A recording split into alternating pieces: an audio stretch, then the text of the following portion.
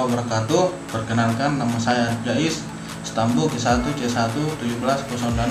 Jadi pada kesempatan kali ini saya akan menjelaskan secara ringkas apa sebenarnya yang dimaksud dinobrion atau Christophyta. Jadi nama Christophyta diambil dari bahasa Yunani, yaitu Chrysos yang berarti emas, ganggang keemasan, atau Christophyta adalah salah satu kelas dari atau Christophyta yang ganggangnya berdasarkan zat warna atau pigmentasinya. Ganggang ini berwarna keemasan karena kloroplasnya mengandung pigmen karoten dan xanthofil dalam jumlah banyak dibandingkan dengan klorofil. Kloroplas ganggang ini berbentuk cakram, pita atau opal. Sedangkan ukurannya itu adalah panjang 20 mm, lebar 10 mm. Distribusinya itu ditemukan di air tawar, di laut, dan di tanah yang lembab. Dia bereproduksi secara aseksual atau membelah diri. Manfaatnya itu sebagai makanan ikan, campuran semen, bahan penyaring, dan lain-lain sebagainya. Sekian dan terima kasih.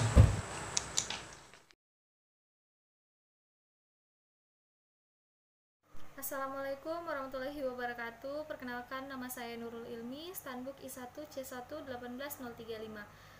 Jadi pada kesempatan kali ini saya akan menjelaskan mengenai Detanula. Jadi Detanula ini adalah fitoplankton diatom yang berbentuk batang, di mana tubuhnya tersusun atas sel tunggal yang saling berikatan dengan diameter antara 15 hingga 40 nanometer. Detanula ini bereproduksi dengan dua cara, yaitu dengan secara aseksual dengan pembelahan mitosis dan seksual dengan menghasilkan zigot. Detanula ini umumnya menyukai perairan yang hangat, sehingga banyak ditemukan di zona neritik. Itu saja yang bisa saya jelaskan mengenai Detanula. Terima kasih atas perhatiannya. Wassalamualaikum warahmatullahi wabarakatuh.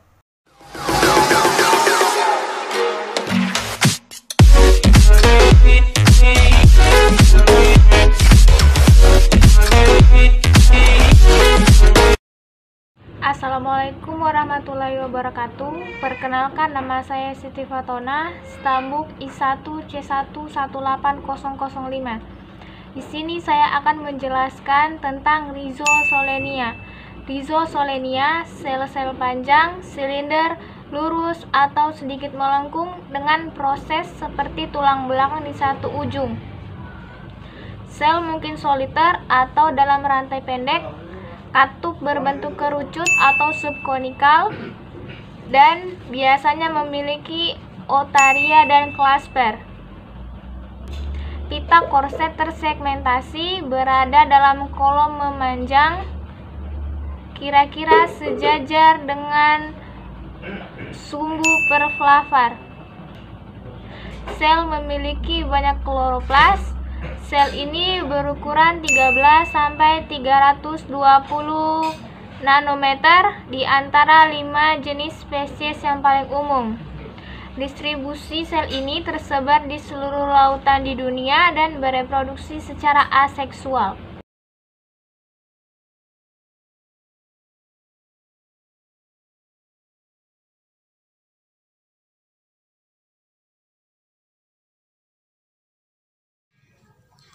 Assalamualaikum warahmatullahi wabarakatuh.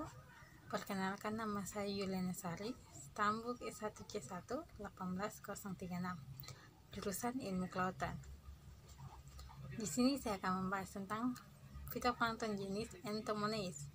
Entomones merupakan fitoplankton spesies diatom epipelik, yang dimana hidupnya menempel pada permukaan sedimen. Fitoplankton jenis Entomones ini masuk dalam ordo Penalis.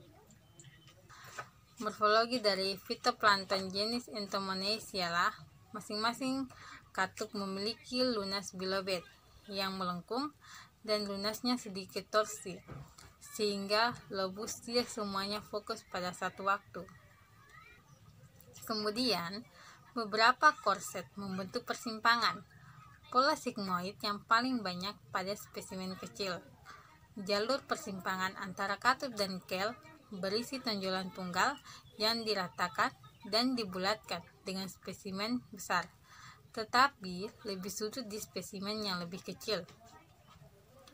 Entomonaeus memiliki ukuran panjang 40 hingga 85 mikrometer dengan lebar 20 sampai 30 mikrometer. Entomonaeus ditemukan di lingkungan air tawar dan laut, termasuk aliran lumpur, umumnya di seluruh Amerika Serikat. Habitat yang disukai Entomonaeus ialah aliran berlumpur dengan pH rata-rata 8,6, spesifik rata-rata konduktasi 3279 Amerika Serikat per sentimeter, mengalami peningkatan konsentrasi natrium dan sulfat. Entomonaeus berreproduksi secara aseksual. Itulah penjelasan singkat mengenai fitoplankton jenis Entomonaeus. Kurang dan lebihnya mohon dimaafkan. Wassalamualaikum warahmatullahi wabarakatuh. Assalamualaikum warahmatullahi wabarakatuh. Saya Muhammad Rizaldi Al-Murabi, jurusan Ilmu Kelautan, Stambuk I1 A4 16143. Pada kesempatan kali ini, saya akan menjelaskan sedikit tentang microcystis, yaitu mikroorganisme fitoplankton yang banyak terdapat di air tawar.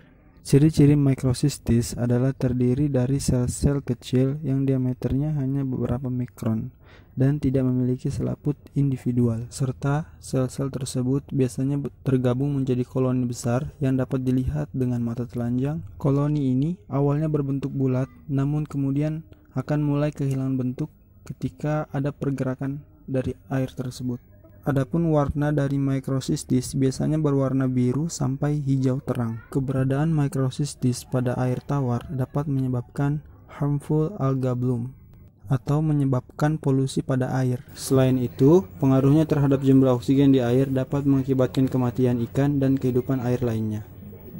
Demikianlah yang bisa saya sampaikan, lebih dan kurangnya mohon dimaafkan. Wassalamualaikum warahmatullahi wabarakatuh.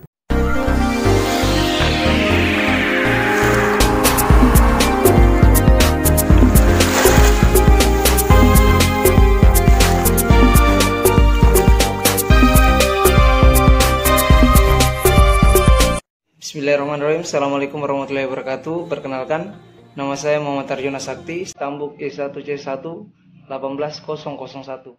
Pada kesempatan ini saya akan menjelaskan mengenai plankton berjenis Polycricos. Morfologi dari Polycricos itu sendiri memiliki alur longitudinal yang agak melengkung, suklus meluas ke ujung posterior organisme, akrobase berbentuk lingkaran yang merupakan perpanjangan anterior dari suklus, dan yang terakhir alur melintang singulum.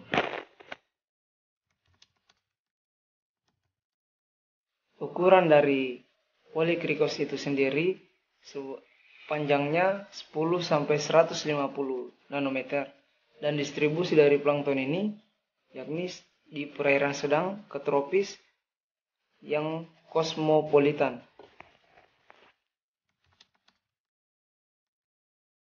Reproduksi dari Polycricos itu sendiri untuk genus Polycricos, data yang terperinci tersedia pada reproduksi spesies jenis holotype pada Polycricos covoidi yang siklus hidupnya menyerupai siklus Dinoflagellata, umumnya karena sel vegetatif membentuk gamet yang melebur membentuk diploid, zigot yang dapat ensis, tetapi sifat pseudokolonial menambah sejumlah keanehan pada pengembangan Polycricos.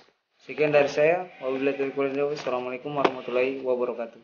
Halo, assalamualaikum warahmatullahi wabarakatuh. Saya Muhammad Ilham Saputra dari jurusan Ilmu Kelautan dengan Stambuk I1 C1 18012. Baiklah, pada video kali ini saya akan menjelaskan tentang plankton yang bernama Margalifidium. Apa itu Margalifidium? Mari kita cari tahu.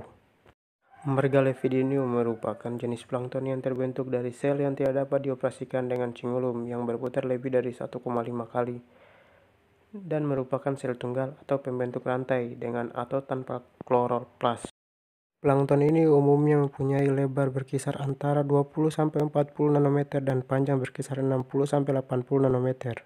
Distribusi plankton ini kosmopolitan di perpindahan hangat dan sedang. Fakta menarik dari plankton ini adalah penghasil racun. Sekian dan terima kasih.